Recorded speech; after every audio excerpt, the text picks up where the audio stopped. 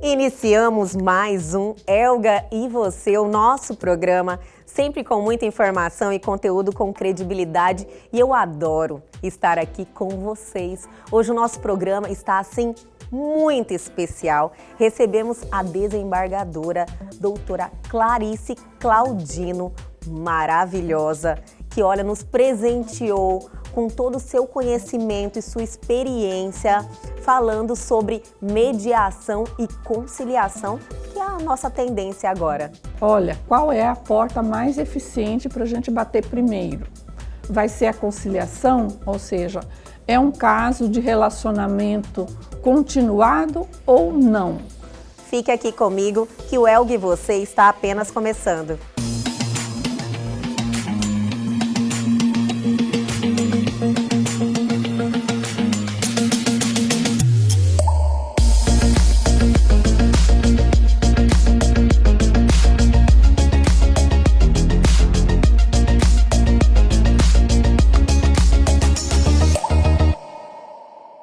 E agora, no nosso programa Elga e Você, é aquele momento que nós cuidamos do seu bolso. É o momento que recebemos ele, Bruno Perim, referência internacional e empreendedorismo com 3 best-sellers, que está toda terça-feira aqui juntinho com a gente, compartilhando seus conhecimentos. Então venha cuidar do nosso bolso, Bruno Perim.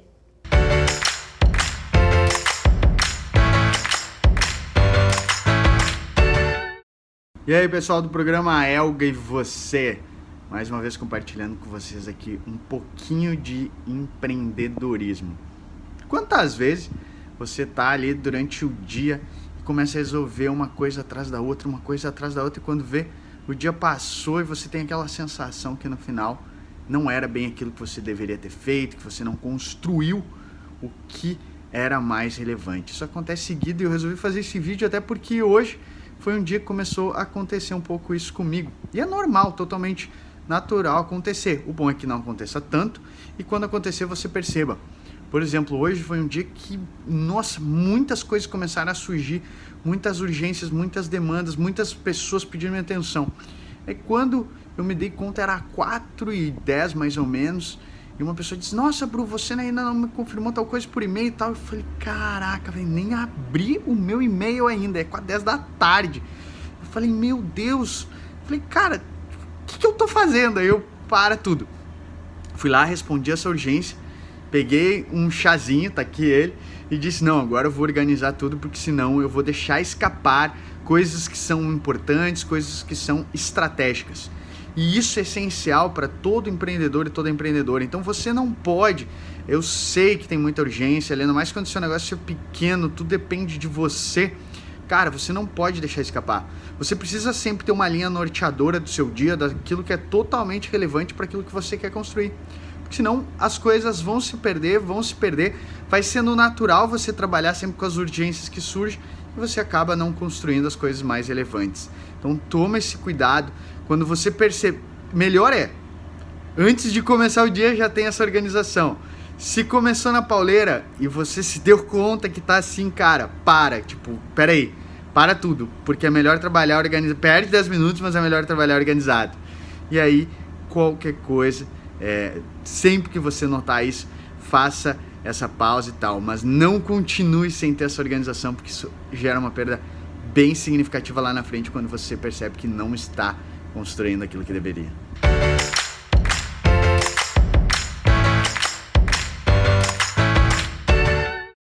E aí, gostaram da dica do Bruno Perim de hoje? Ele simplesmente arrasa sempre e está aí todas as terças-feiras aqui no Elga e Você, cuidando do nosso bolso. Quer entrar em contato com ele? Os canais de comunicação estão aí na sua tela, mas segue o baile. Nós só estamos começando, esquentando e agora é aquele momento que deixamos vocês informados. Chegou a hora do nosso radar, do nosso quadro de notícias.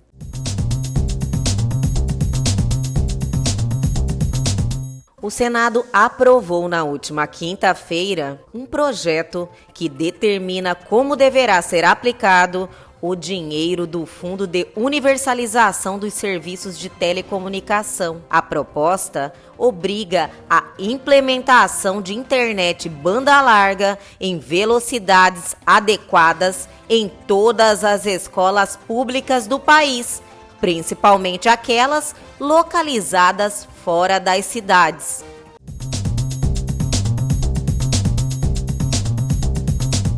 Facebook identifica 22,1 milhões de conteúdos com discurso de ódio no terceiro trimestre de 2020. Relatório de transparência da rede social indicou que a cada 10 mil visualizações de publicações em todo o mundo, 10 a 11 delas continham algum material do tipo.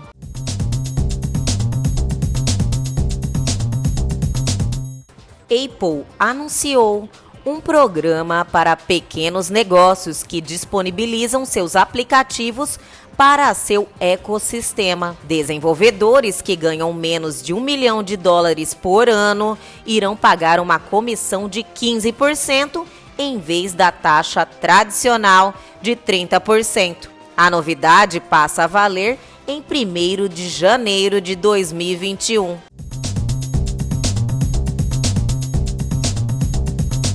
É fake.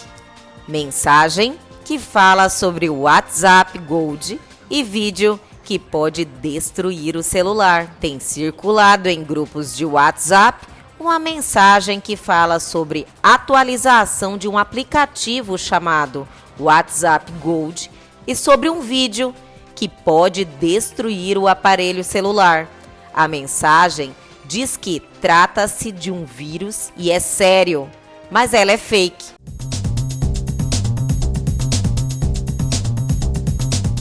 William acompanha investigação sobre entrevista polêmica de Diana. O príncipe William entrou em contato com a BBC para se certificar de que a rede de televisão estabeleça a verdade com uma investigação independente da polêmica entrevista do repórter Martin com a princesa Diana.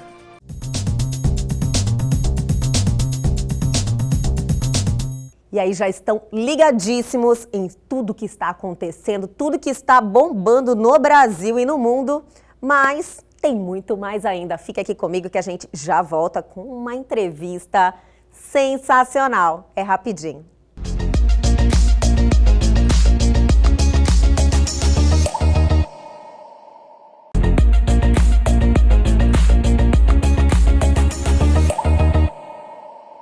E agora no nosso programa Elgue Você, vamos ter um bate-papo mais que especial. Estou muito honrada com a presença dela, desembargadora Clarice Claudina. Eu quero agradecer muito a sua presença, por você ter aceitado o convite e estar aqui nos presenteando com toda a seu conhecimento, que eu tenho certeza assim, que é muito vasto e que vai ajudar muita gente que está nos assistindo. A honra é toda minha.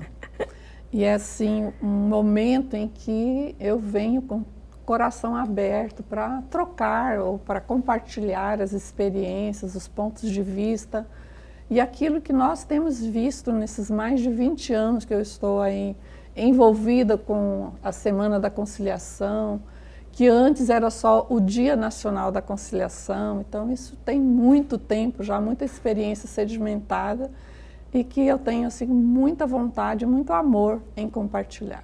E é um assunto assim muito interessante e pertinente, porque hoje em dia tem novas ferramentas para a solução, até de uma forma mais eficaz, né, desembargadora, dos conflitos, que os conflitos assim são algo que pesa na vida da pessoa, né? Aquilo vai se arrastando. Então assim, além da questão em si, que gera uma como que eu poderia dizer, é uma raiva. A pessoa que está com algum problema com a outra, ela carrega um peso, né? Ela vai lá, ela quer uma vingança, ela quer tipo, uma punição por algo. Então, e eu acredito que a mediação e a conciliação, ela busca tirar esse peso, resolver de uma forma mais célere e que a pessoa saia mais satisfeita, talvez, né? Não tenho dúvida disso. E nós chamamos isso do custo emocional do processo, que pode e deve ser estimulado a ser evitado. Muitas pessoas adoecem porque não sabem lidar com essa energia pesada, com esse rancor, com essa mágoa, transfere para a mão do juiz, terceiriza essa solução, mas continua vinculada com aquele emocional todo emaranhado, todo conturbado por emoções que ela não olhou. E hoje a tendência é, depois de uma cultura já esgotada, esse nosso modelo de cultura litigiosa no Brasil, de uma década para cá, nós, que eu digo Poder Judiciário, tomou para si essa vontade de mostrar para a população que o Poder Judiciário é feito por todos nós. E que nós podemos fazer um Poder Judiciário mais leve, mais eficiente, a partir de uma nova concepção, de uma nova filosofia de vida, de uma nova maneira de olhar o conflito. Ter conflito é inerente ao ser humano. E nós só crescemos, só aprendemos mediante esses conflitos. Mas culturalmente nós fomos ensinados a ver o conflito como algo ruim, como algo negativo. E quando temos algo negativo, algo ruim, nós queremos delegar ele para outra pessoa. Sim. E aí isso formou essa cultura de tudo ir para o judiciário. E nem tudo que vai para o judiciário se resolve mediante uma sentença. O que eu vejo, assim, até por essas novas ferramentas, que eu acredito que é algo que não volta mais, é uma tendência, né, que vai se instalar cada vez mais, mas que o judiciário vai ser o último recurso, né? Para chegar no judiciário, realmente tem que não ter conseguido alguma solução mediante a mediação, conciliação, né? Essa é a ideia que está vigente hoje na política judiciária de tratamento adequado de conflitos. Eu faço assim uma metáfora bem singela de que como se fosse o Poder Judiciário anterior, aquele hospital de tratamento de relações entre as pessoas, de tratamento do adoecimento dessas relações, em que lá só se oferecia um remédio. Hoje nós temos uma multiplicidade de remédios que você vai poder buscar no Poder Judiciário. E aí depende do profissional que vai receber esse cliente, explorar, olha, qual é a porta mais eficiente para a gente bater primeiro. Vai ser a conciliação, ou seja, é um caso de relacionamento continuado ou não. Se for, por exemplo, uma batida no trânsito entre duas pessoas que não têm relacionamento nenhum, não tem nenhum vínculo né, a ser mantido, a conciliação é a porta ser, então, pedido socorro. Vai lá pedir o remédio para aquela patologia. Se é um relacionamento, uma intercorrência entre vizinhos, é um relacionamento, você vai ter que conviver com aquele vizinho, tendo processo ou não, resolvendo ou não. Aí a mediação entra como o medicamento adequado, como a solução, ou seja, a ferramenta adequada para tratar aquele tipo de conflito.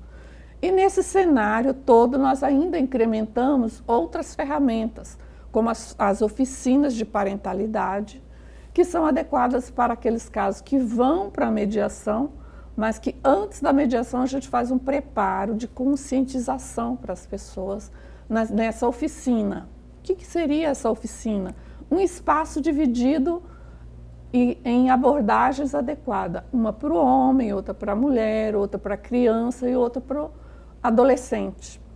Sim. Porque a abordagem, para eles entenderem qual é o papel de cada um nesse cenário de separação ou de dissenso entre guarda, entre alimentos, é preciso que cada um receba um tipo de incentivo para olhar qual é o seu papel mais adequado diante daquele conflito. Então, por exemplo, uma criança de 10 anos, ela está ali servindo de escudo entre os pais. Isso é verdade. O pai não tem consciência disso, ele não está fazendo isso porque quer, é o recurso que ele aprendeu no automático. A mãe do mesmo jeito. E a criança não sabe como se comportar no meio disso e fica numa mistura de sentimentos que faz muito mal para ela. Com então aí a certeza. gente ensina como a criança lidar melhor com essa situação. Como pai, despertar, puxa vida, eu estou fazendo do meu filho uma arma, isso não é bom para ele.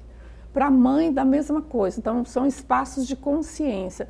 E a criancinha de 6 anos, por exemplo, ela vai receber um outro tratamento com psicólogo, mais lúdico, para detectar como é que está sendo essa interferência no psicológico dela e fazer, então, um outro tipo de abordagem. E esses espaços, então, eles acabam criando uma consciência melhor, trabalham o emocional dessas pessoas e depois, quando elas vão para uma sessão de mediação, elas já estão com outro olhar, com uma outra visão.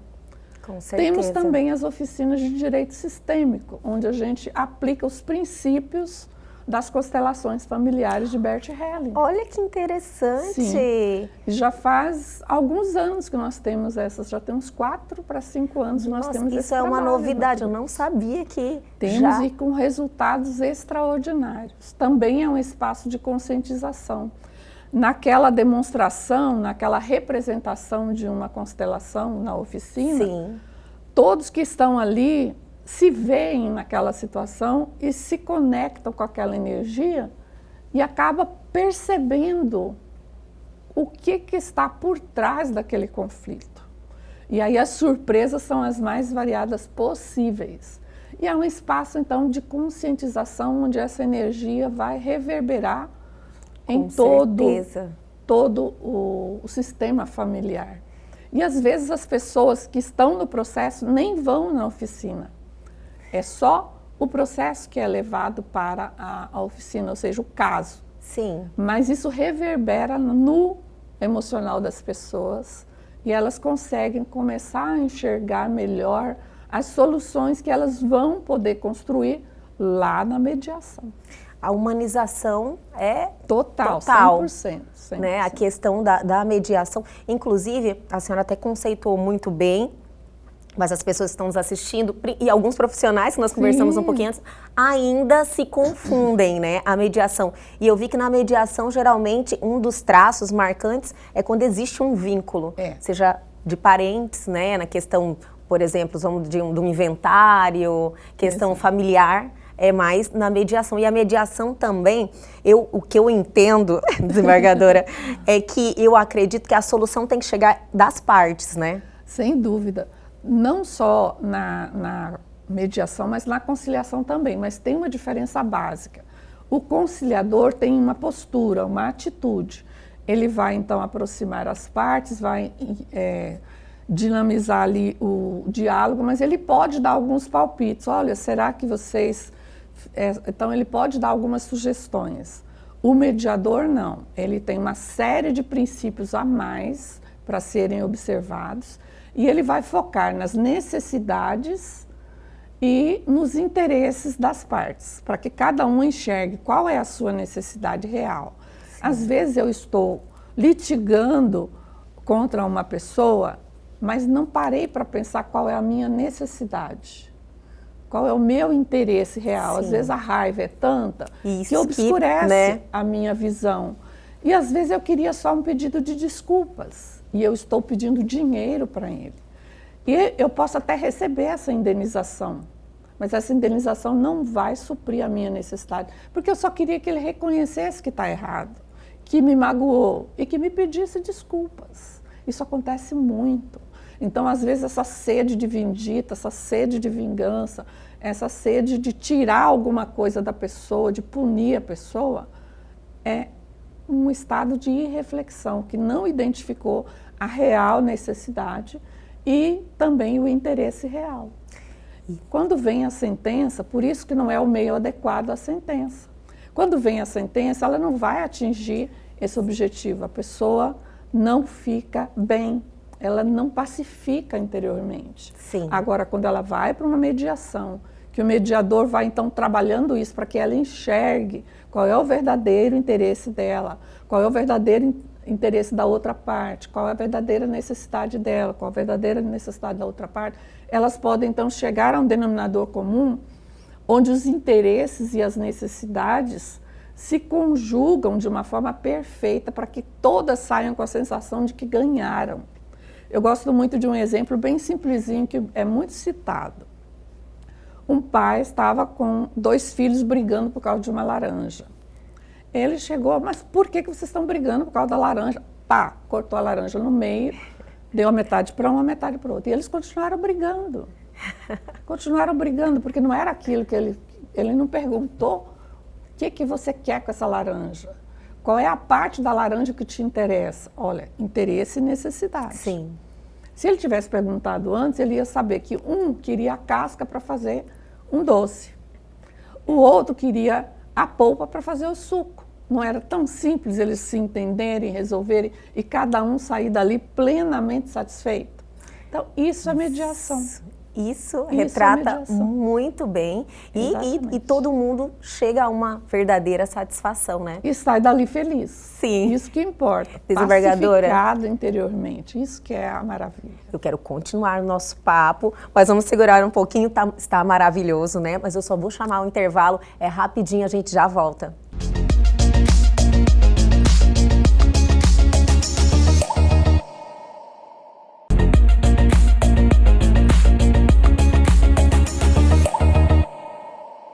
Estamos de volta em um dia muito especial. Estamos recebendo aqui a desembargadora Clarice Claudino, que está nos presenteando aqui com tanta informação que eu tenho certeza assim que ajuda muito as pessoas saberem como está sendo abordado essas questões hoje, né, desembargadora?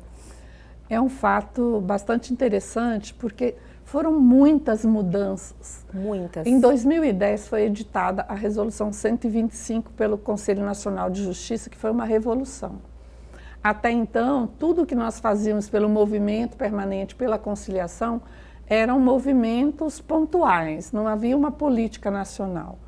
Embora nós já estejamos agora na 15ª Semana da Conciliação, que vai ser do dia 30 desse mês de novembro ao dia 4 de dezembro, nós ainda não tínhamos instrumentos para fazer com que isso virasse um padrão em todos os tribunais. E essa resolução veio fazer isso. Olha que maravilha. Transformou nessa padronização, não só a mediação foi introduzida, mas também deu uma repaginada, um ar de profissionalização na conciliação que até então a gente fazia por pura intuição. Isso é verdade. E aí então trouxe essa profissionalização que eu reputo um momento dos mais importantes nessa seara da pacificação social.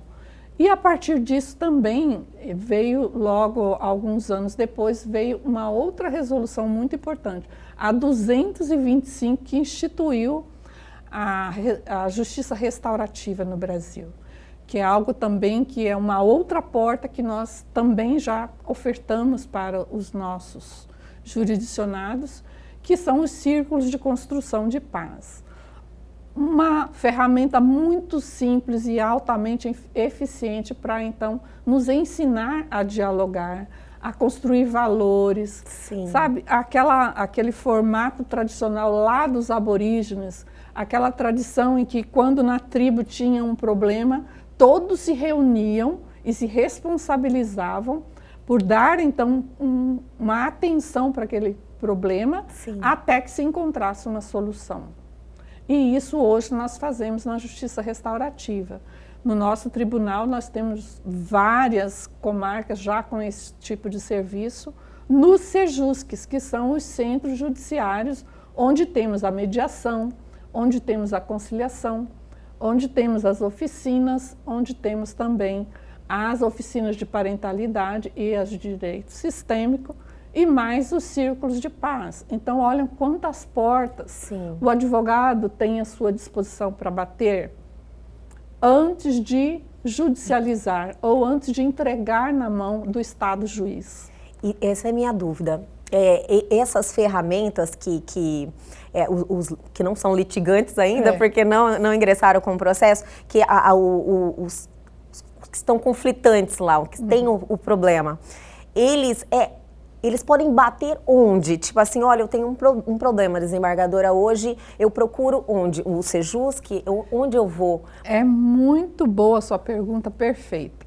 Porque nós temos duas situações. Se o processo já está em curso, ele vai procurar, o advogado do caso vai pedir para o juiz do processo, olha, me manda para mediação, ou vamos tentar uma oficina de parentalidade para que eles possam entender até onde vai a conjugalidade, separar isso da parentalidade, porque a gente não tem ex-pai, a gente não tem ex-filho, a gente tem ex-consorte.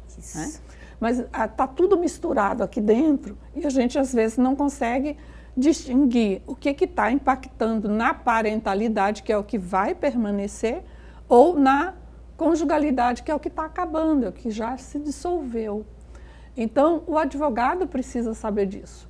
Agora, quando isso ainda não tem processo, ele vai ao Sejusc da sua comarca. Nós temos 43, 44 portas dessas no Poder Judiciário. Inclusive, em Cuiabá tem o de primeiro grau, que funciona no fórum, tem o dos juizados especiais, que funciona ali próximo do 44 Batalhão. Temos também o do meio ambiente, que funciona lá no bairro, ali onde é o meio ambiente mesmo, perto do Bosque da Saúde. Bosque da Saúde. E temos o da Infância e Juventude, que é pioneiro no Brasil, onde todas essas ferramentas são aplicadas aos jovens em conflito com a lei. E nas cidades do interior, no fórum, que tem, então, o Sejusc, que vai fazer o cadastramento no PJE pré-processual. O advogado pode abrir o PJE e ir na plataforma lá do pré-processual e já cadastrar o seu caso, ou a própria parte vai até o Sejusc e faz o cadastramento do seu caso. Resolvida a situação, a pessoa que foi ao Sejusc, embora ele não tenha ajuizado um processo, ele vai ter uma sentença que garanta a ele o cumprimento um título executivo, Olha, um título judicial executivo. Então, ele não precisa propor, ele não precisa inchar mais o Poder Judiciário para ter a garantia da solução. Agora, é preciso sim que ele esteja aberto a contribuir para que ele e a outra parte construam uma solução que seja boa para eles, que seja boa para os dois e que realmente resolva aquela pendenga ali para não ficar o ranço de algo que não foi digerido, não foi resolvido, como é o que acontece quando o juiz profere a sentença. Sim. Às vezes, nenhuma das partes se conforma. É verdade. É muito comum a gente receber recurso das duas partes. E aí? Isso é a prova de que aquele caso reclamava uma participação das partes para elas construírem algo melhor. Porque o juiz ele vai lidar com a letra fria da lei. Ele não vai poder considerar a emoção de um, a emoção do outro, que muitas vezes ele nem conhece. Ele não vai poder explorar a necessidade, o interesse e ver onde está a zona de consenso entre eles. Não há essa possibilidade. Ele vai difícil, pesar, né? Vai botar nos pratos da balança, vai pesar e vai dar formar o seu convencimento daquela situação. Então, né? Hoje a sentença é a última porta a ser batida pelo profissional. Mas aí o profissional precisa estar antenado com essas coisas. É sobre isso que eu quero continuar o nosso assunto, desembargadora. Eu queria saber qual é o papel, como é que na realidade, como é que esse advogado ele está se comportando com essa modernização, essa tendência agora.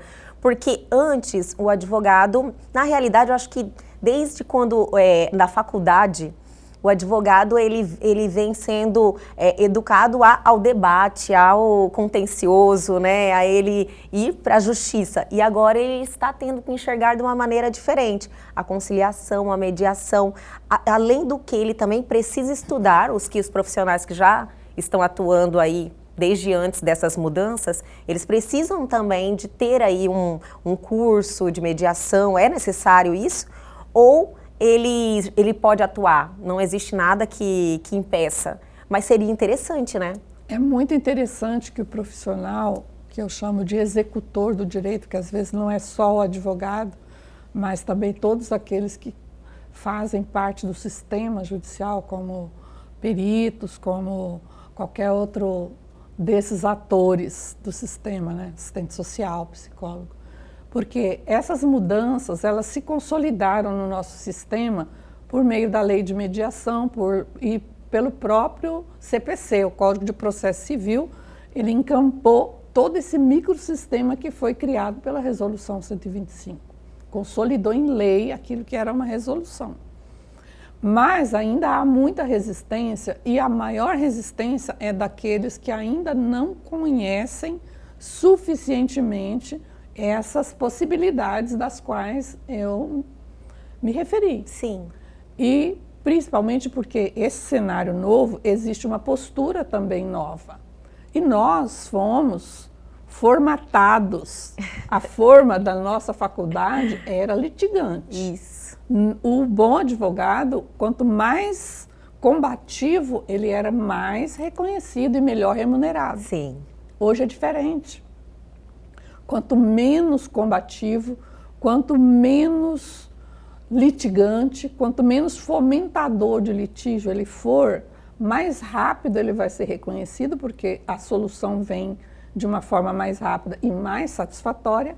E, consequentemente, os honorários conciliatórios hoje já estão na lei, então ele não perde nada. Pelo contrário, que ele maravilha. ganha.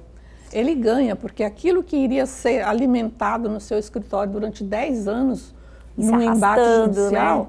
Já imaginou se ele resolve em 3 meses, 6 meses, 1 mês? Pelo às vezes consenso? Na primeira audiência, lá, no primeiro encontro, às vezes já sai com uma solução. Sem nem precisar ajuizar. Hoje o advogado que está bem organizado dentro desse novo cenário, ele tem parceiros. Ele tem um bom mediador ou uma câmara de mediação como parceira do seu escritório. Olha que maravilha. Ele tem um bom constelador ou um instituto que faça essa prática para também ajudar na solução dos emaranhamentos que estão por trás daquele conflito. E ele sabe também onde buscar essas outras oficinas que podem auxiliar a melhorar o padrão de consciência dos seus clientes. Com isso, ele às vezes, na maioria das vezes, lá no próprio escritório, ele já resolve.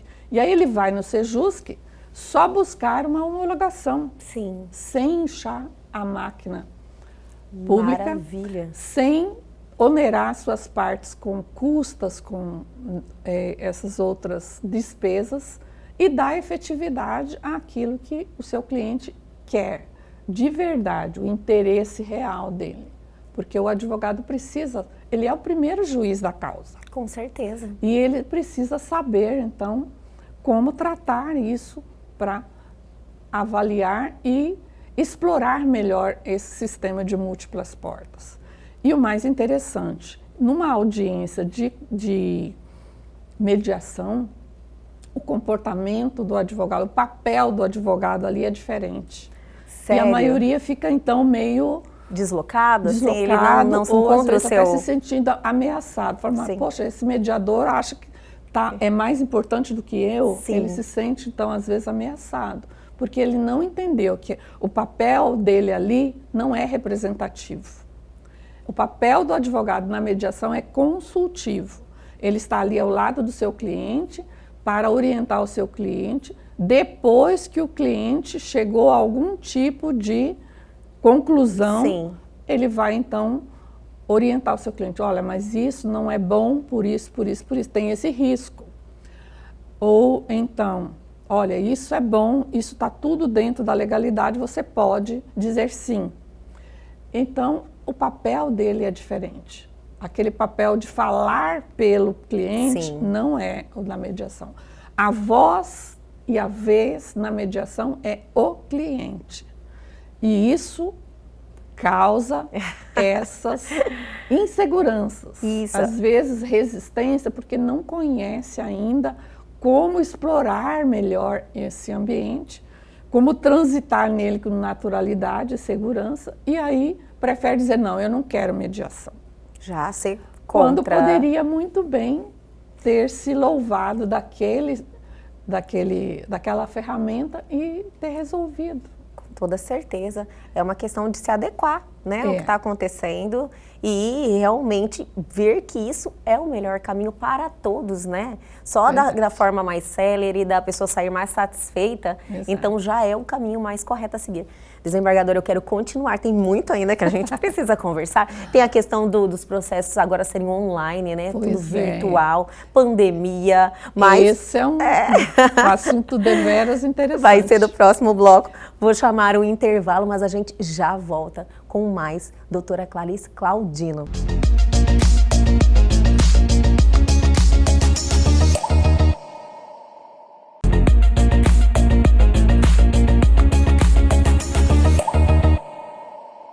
Estamos de volta, recebendo ela aqui, que está nos presenteando com toda a sua experiência, todo o seu conhecimento, a desembargadora Clarice Claudino.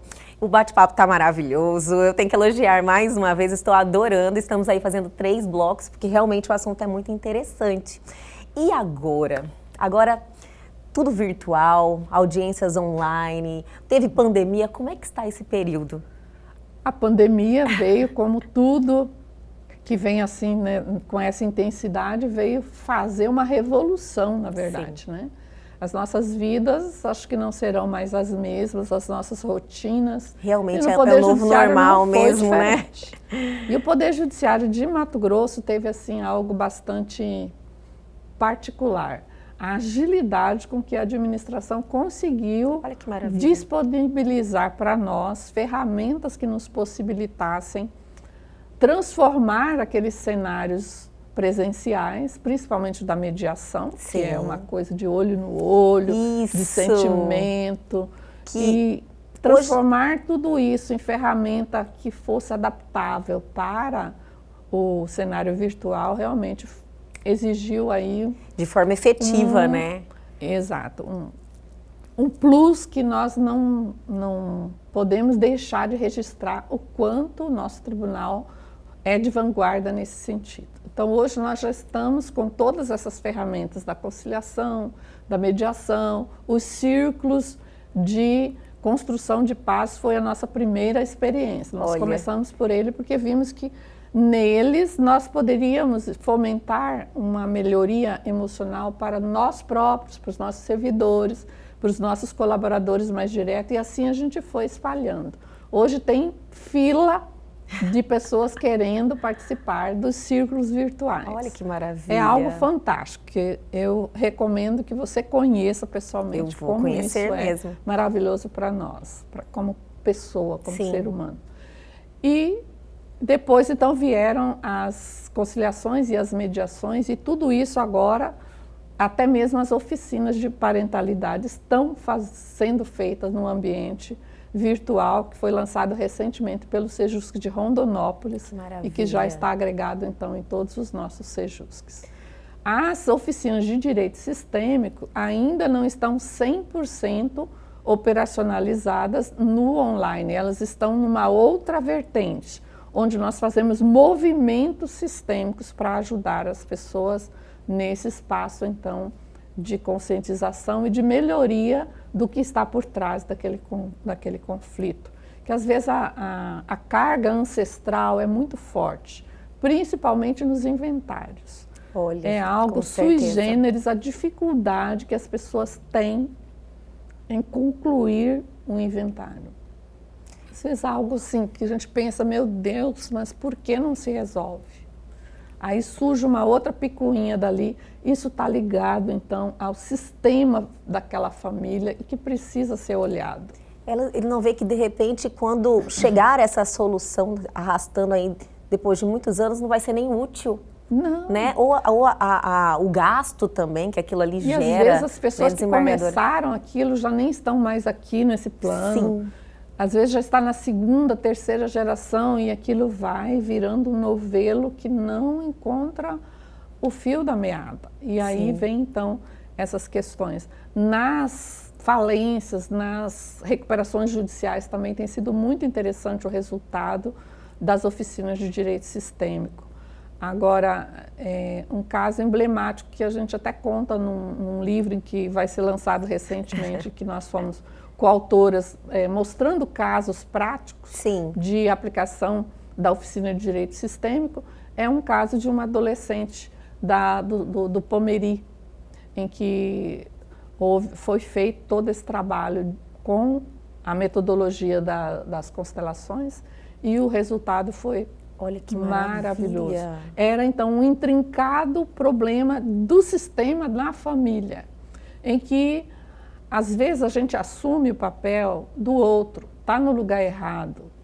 Aquele filho que toma o lugar do pai, que quer ser maior do que o pai, ele causa um distúrbio nessa família.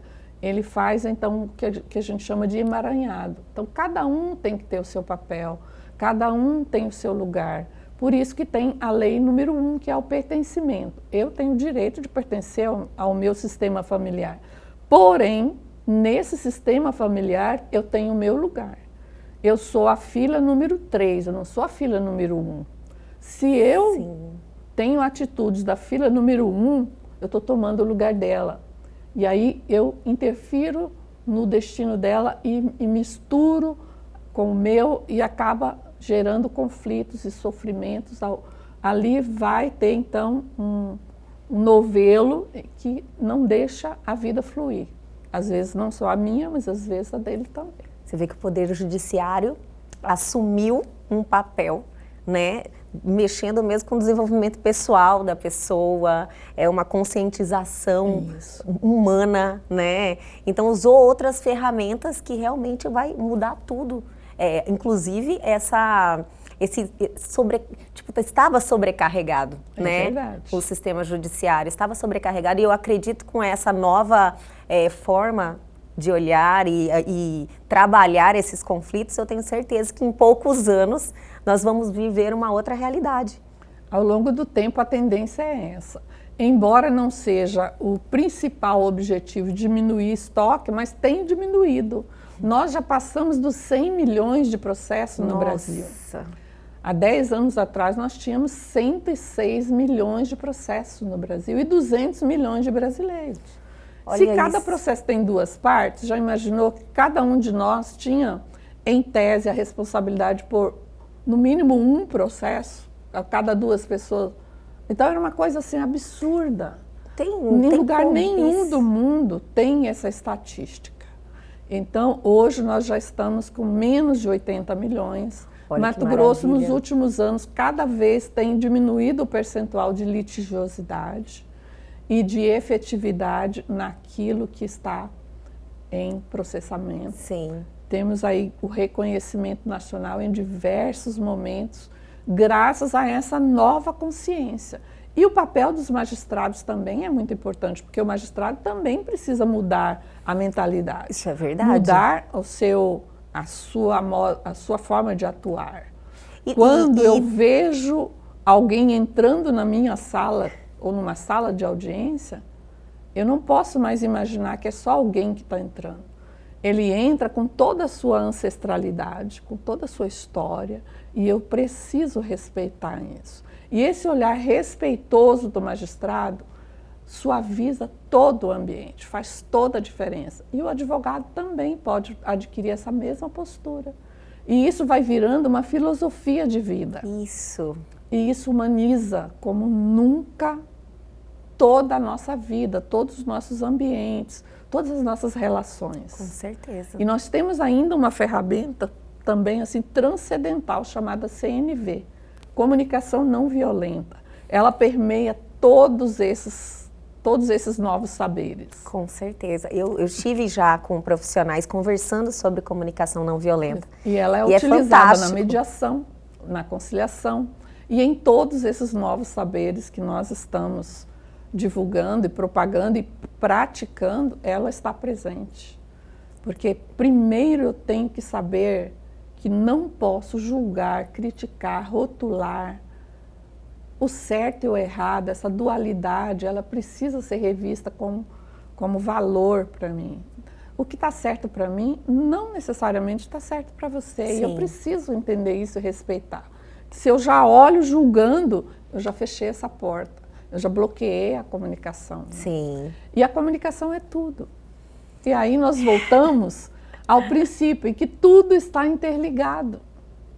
a comunicação está interligada com o direito, que está interligada com a humanização, que está interligada com a vida.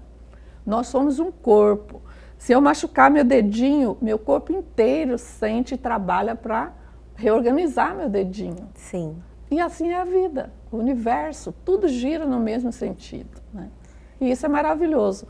A física quântica está aí para demonstrar para nós que tudo é matéria, que tudo é a mesma energia, né? Que tudo é energia, só muda o estado de condensação dessas energias. Desembargadora, a senhora tem um olhar totalmente diferenciado para a humanização, né? Buscou, eu acredito, muito ter mais conhecimento. E isso faz uma diferença assim, enorme, inclusive para olhar a mediação, conciliação. Isso é uma tendência dos magistrados, dos desembargadores, eles estão aceitando também dessa forma, que ter esse conhecimento, olhar dessa forma, vai melhorar as relações? Ou é algo que tá difícil? Não tá difícil não. A gente sabe o que aquela máxima que diz que o conhecimento ele dá um efeito, mas o exemplo é o que arrasta. Sim. E eu tenho percebido isso, que em alguns tempos, assim, muito lá atrás, me rotulavam como ingênua, como algo assim, alguém muito sonhadora. Hoje não, hoje todo mundo já respeita e vê isso como uma filosofia de vida mesmo, Sim. que muitos acham interessante, às vezes aderem em parte, às vezes em menor parte, mas isso a gente já tem um trânsito assim, muito leve, muito bacana no nosso ambiente. Então, eu vejo isso como uma tendência mesmo. Aliás, o que nós estamos fazendo aqui nessa experiência terrena? Sim. Evolução. Evolução. E a evolução do ser humano passa necessariamente por entender e respeitar a humanidade do outro, porque quando eu respeito a sua humanidade, estou respeitando a minha também. Então, certeza. isso é a vida, né? A dinâmica da vida, eu acho que está agora na pandemia mais do que nunca, Com certeza. nos mostrando isso. Precisamos evoluir. E evoluir, no meu modo de viver, é viver com qualidade de paz. Não é ausência de conflito, é paz. É ter certeza de que tudo tem um propósito, de que tudo tem uma solução e de que eu sou responsável por essa solução. Com certeza. E é isso. Nossa, desembargadora, eu fiquei assim muito feliz, esperançosa, sabe? Quando você olha com mais esperança que vamos melhorar, né? Porque geralmente eu convivi em fóruns, em ambiente, em audiências, senti aquele clima pesado. Isso. E eu acredito que tudo isso, se é uma tendência agora, que já se instalou, né? É uma realidade, não é tendência. Eu tenho certeza que a mudança vai ser concreta e logo, logo, assim, teremos uma outra realidade, né? Eu tenho essa certeza. E convido a todos a trabalharem também a partir do seu próprio potencial, porque todos nós temos a luz aqui dentro, temos todas as ferramentas de melhoria e de capacitação das nossas virtudes, mas a ferramenta, o único que pode manuseá-la sou eu, a minha sou eu, a sua é você, e é você com você. Então, cada um fazendo a sua parte, nós teremos em breves dias um mundo muito melhor. Eu sempre penso, o que mundo eu quero para os meus netos? Tenho 7 netos. E que mundo que eu quero? Eu sou responsável por deixar pelo menos sementes desse mundo que eu quero, que eu desejo para eles. E também fomentar na mente deles que eles também são responsáveis, desde pequenininhos, por construir aquilo que eles acham que é o bom para eles, porque aí vai ser o bom para o outro também. Maravilhoso.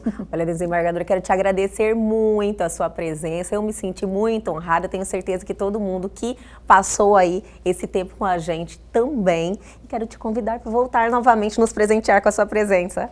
Obrigada, eu só queria retificar que eu tenho 8 netos, porque embora um não tenha sobrevivido, ele é meu neto e eu reconheço e dou lugar para ele. E isso faz parte também desse aprendizado, você vê que a gente ainda está se adaptando, às vezes a gente esquece que os que não estão aqui no plano visível Sim, não também, deixaram de existir. com certeza. E eu estou sempre às ordens, gosto muito de compartilhar, gosto muito de aprender também coisas novas. E as suas perguntas foram assim muito felizes, porque foram assim extraindo coisas que eu nem tinha pensado sobre elas e que foram fluindo. Ai, que maravilha! Então, muito essa obrigada. sua espontaneidade ajuda muito a gente a ficar de bem com a câmera e a lidar bem com essa situação que não é o nosso dia a dia. Muito obrigada. Eu que agradeço. Agradeço e logo, logo estaremos juntas novamente. Muito obrigada. Obrigada eu. E o Elga e Você de hoje fica por aqui, mas amanhã nós estamos de volta às 21h30. Perdeu algo? Quer entrar em contato com a gente? Os nossos canais de comunicação estão aí na sua tela e tem também o nosso canal no YouTube. Entre lá, se inscreva, reveja essa entrevista e muitas outras maravilhosas que estão lá à sua disposição. Aguardo vocês amanhã aqui na TV Pantanal, canal 22.1.